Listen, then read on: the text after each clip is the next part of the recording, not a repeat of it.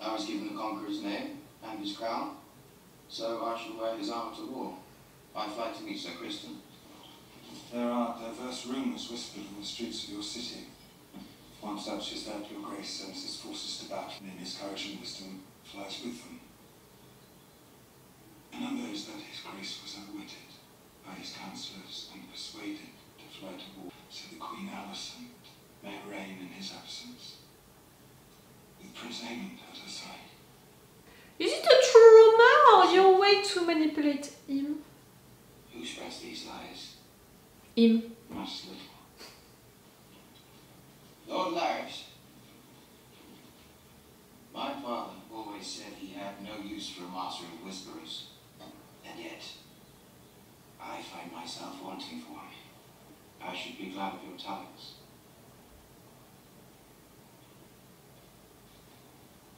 You honour me, your grace. That's what you wanted. Shall we escort you to the dragon pit, your grace? Not yet.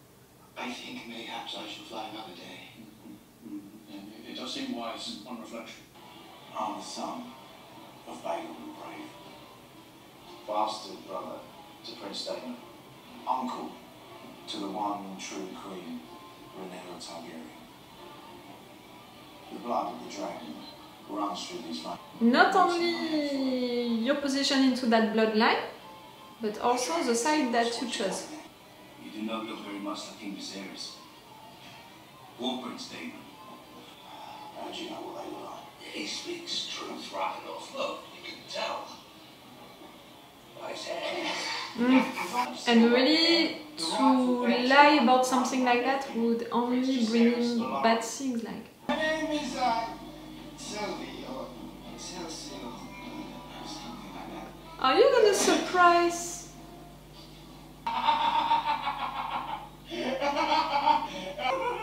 You've come so far, and yet you still lie with your very first.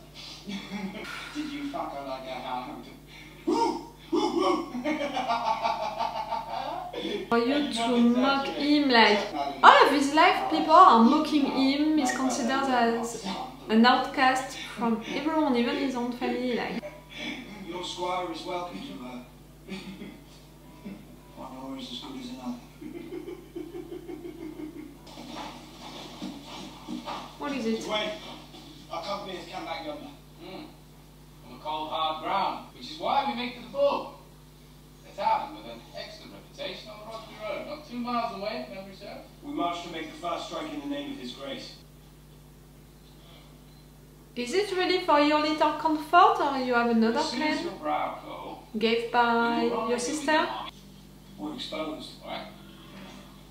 Dragon. Cole? Get to the tree!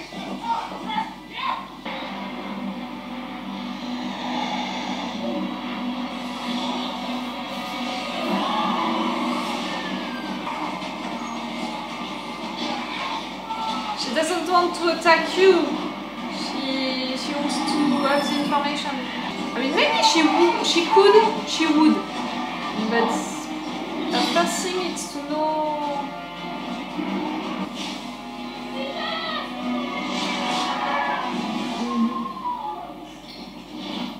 You know, girl, you know. With some half-dozen other knights, I'm sure of it. Perhaps a scout party for a great army. Ravens confirm your grace. Your grace, I must agree, and request your permission to return to Rook's Rest and fortify my lands. Soon French, Lord Simon. They'll be making for Harrenhal. Prince Daemon has corrected. Cole will look to increase his numbers, and he may call upon a dragon of his own. This is why you must act now, your grace. Oh, they are begging you to act.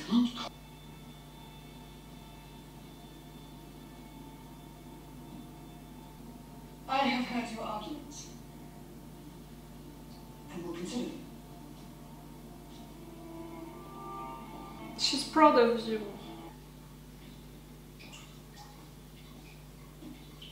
This place, like, really.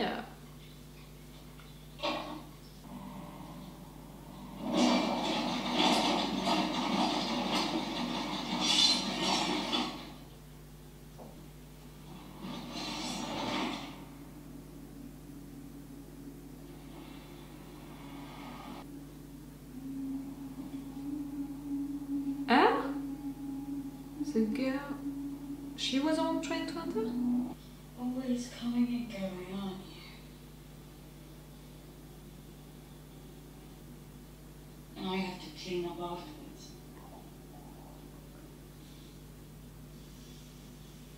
Ah, the food was poisoned. Oh, you have a big nightmare right there. Oof.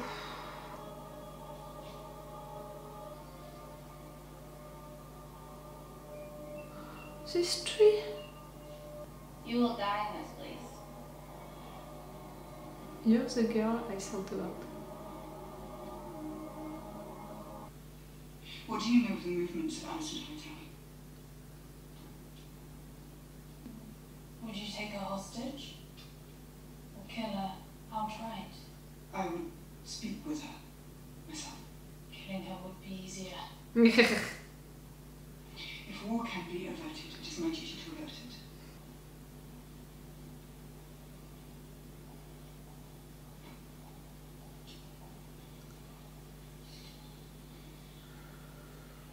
No, I'm not. What? I must speak with you. You were prepared. If I could cry out, your knights would find me. I would be taken or slain. But not before I killed you. And then what? For the two of you to face each other with the background that you have. She's acting, you know, like she's desperate, like when she was a kid. Rhaenys has counselled me. She said she saw in you a wish to avert the worst of what may now come. So you've come to surrender then? No. I have come to see if we may uncover some path towards peace. My dragons are restless, they smell battle. But if you and I may come to terms... There are no terms now. You have no army. Your allies turn from you and they hear of your depravity. Your hands are bloody to no crime I could never have imagined you. Your trespass was not mine. Say what you will. I am a mother too, but you have yet to answer for the murder of my son. I repudiate that act with all my heart. Of course you do. Who usurping my rightful inheritance. Too many things like into your background. Mere hours before I left him, he had found my right to the throne. A right he upheld steadfastly every day of his life after my mother died. And yet you will maintain that his mind was changed in an instant. You lie. No. I swear this to you in the memory of my mother. What did he say at the end?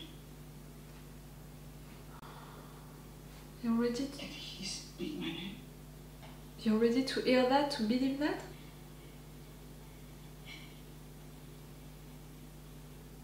He said he was the prince that was promised to unite the realm. What? I desire peace as you do, not to deception. My father used those words. Did he? Yes, he did. He spoke to you of the Song of Ice and Fire.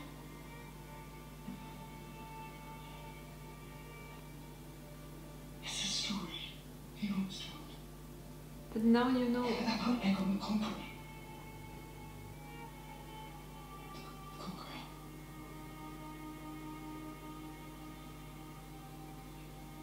You must go before you are discovered. There's been a mistake, there's been a mistake. Please. You can prevent this, Alicent. Ow! Now, like really, ow! Terrible words are in my mind. No mistake. My father has gone from court. Court is on the march chain. You know what aemond is?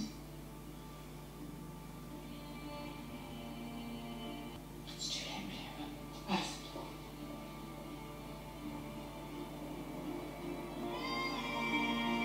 Oh, maybe that's what we needed. That final conversation. Both sides to understand that it's too late and to begin the war. You tried everything. The end? That's totally a surprise, you know, to have that conversation between these two. Like, to imagine Rhaenyra coming into that city, being disguised like that, managing to have a moment with Alicent so they can talk together. And they were the ones, you know, on both sides to try to find a solution, to imagine that a peace could happen, you know, still now, that another way was possible. And I think that in fact they both realized during this episode what we know since a long time, the fact that it's not possible and it's too late. Too many things were done, said, too many people died. It's too late. And also they already began to march, you know, so to stop that process right now, it's too late. Like, it's not just people who wouldn't agree with it, with a peace. It's just like, right now, they couldn't do it. Like, it's not possible. Like, we began this episode with two factions, you know, two families who were already, you know, who had already difficulties before. They took that as an excuse to finally fight with each other, but that's already, you know, the beginning of the war, in the sense that they were fighting in your names. Right there, Daemon was sent, you know, to Rhaenyra. We have Cole coming and all. Like, same. It's already people working, making things, you know, okay on their own without your approval, you know, like without Rhaenyra approval and without Alicent approval, but it's with Aegon's approval still.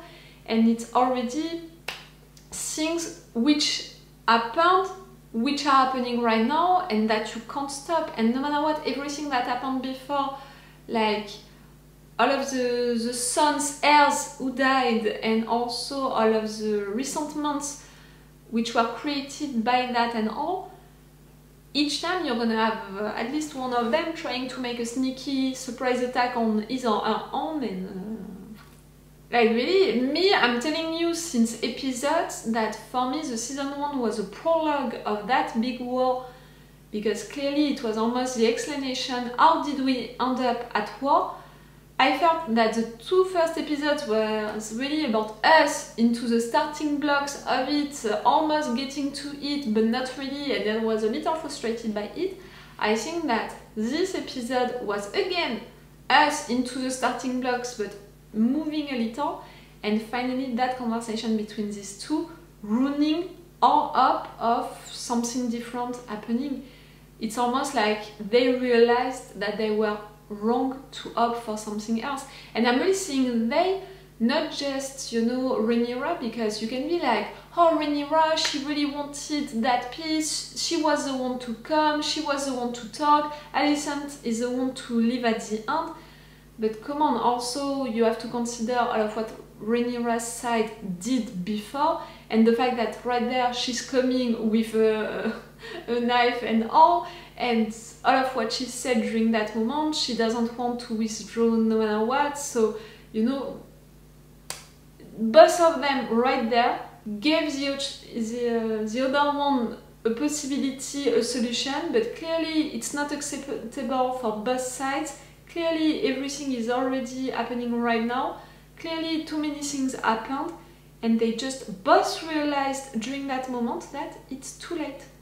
It's too late. They tried and it's too late. That moment, you know, Daemon going at this place being like that, it's really like, pooh, the kind of holidays that you don't want to have, you know, like you're taking an holiday, you're booking a super nice Airbnb, castle, really, you'll see all of the good things of our culture and all with this original castle and all. It was not the same photos, you know, on the, on the ad. Maybe not what I was expecting, at least. But Daemon, the fact that he went right there, not a surprise, what happened with that guy in that conversation, it was clearly weird, but the conclusion of it, not a surprise. What is interesting for me, for the story and all, for the character, it's what happened right there, the fact that into that vision, nightmare, he saw Rhaenyra young. She was doing that, you know, on the dead kid and all, and what she said. And after that, that premonition about the fact that you're gonna die, next to that tree which represents so much. Oh, the symbolic of all of that is amazing. But for me, the big thing of it for the psychology of Daemon's character, you still see Rhaenyra as a kid, as that kid, not as the woman that she became, not as the queen. You see her as a kid taking care of another kid and repairing mistakes and deaths, like Rhaenys, my queen Rhaenys, always good advices, always speaking the truth with such good lines and all. I love her with all of my heart. The bastard Targaryen, I didn't see it coming, you know. Clearly he has no reasons to lie, so I believe him, but I'm really like, where are we gonna go with that? Again, I didn't read the book, so don't put any spoilers about it in the comments. Don't tell me who is, you know, I mean, what is gonna be for the rest of the story. I'm gonna discover that by myself. But for me, that was a surprise. Aegon, you can manipulate him so easily.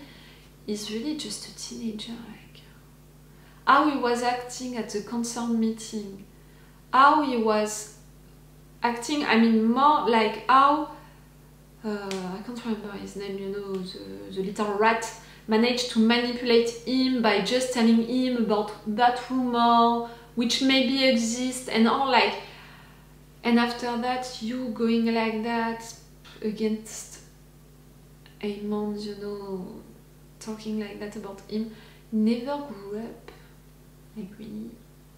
Elena, I'm glad to see her being great now. I was truly worried about her continuing to be that ghost zombie inside of the castle, you know, haunting all of them. And in fact, she seems great and she forgave Alicent. Clearly Alicent needed to hear that. I don't think that she needed to forgive anything, but for Alicent, yes, it was needed, so I'm glad for her. On Rhaenyra's side, her saying goodbye to her kids, that was awful. It hurts really, and you know, a mother being forced to send her kids away so they're gonna be protected, but she can't know that for sure. She doesn't know when she's gonna see them, if she's gonna see them again. So rough. Carl with Alicent's brother, okay, a mistake was done, but at some point a mistake would have been done and they would have been discovered, so this one or another one. Alicent's brother, I'm wondering if it's gonna be important, like if Alicent sent him with a plan, something that he has to do or else. We'll see. That's it, we're finally gonna begin this war. For me, we already began it, in fact, with these two families at the beginning fighting like that. When so many people are dying during a battle made in your name, because you told them that a war would come, that's it. War just came, just arrived, just began with that. The fact that not a lot of soldiers, you know, are respecting Carl right there. Okay, that was a good episode. I was really into it at some moments. It's the first time that I'm gonna share a full reaction part for House of the Dragon, so I hope that you're gonna appreciate it. You know, a 1 hour episode like that, I hope that you're gonna appreciate it, to have everything like that. For those of you who want that full reaction part, it's the level 3 on my Patreon. 10 euros for the entire month, and you're gonna have all of my reaction videos in full reaction part for the entire month. And for those of you who just want a longer reaction part, like 10 minutes longer, something like that, it's the level 2, it's 5 euros. And same, you know, you're gonna have longer reaction part for all of the episodes of House of the Dragon for the entire month, if you can be interested. Okay, it's all for me and for you for today, so it's all for me for now. So bye for now. Bye. Wait a minute, Doc. Are you telling me that you built a time machine? Right.